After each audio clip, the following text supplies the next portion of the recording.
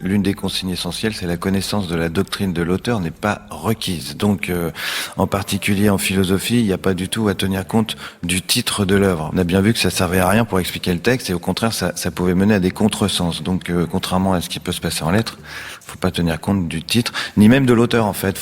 Bon, à mon avis, il n'est pas inutile de savoir vaguement de quelle époque il est, parce que pour pouvoir situer dans l'histoire des sciences et des techniques, peut-être, et des connaissances, mais c'est à peu près tout.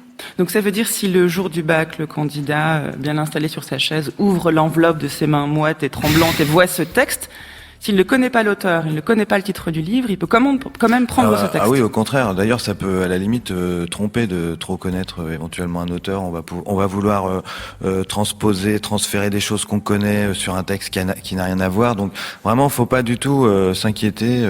Ce qui doit vous parler aux élèves, c'est plutôt le thème, le sujet. Voilà, est-ce que ça vous inspire?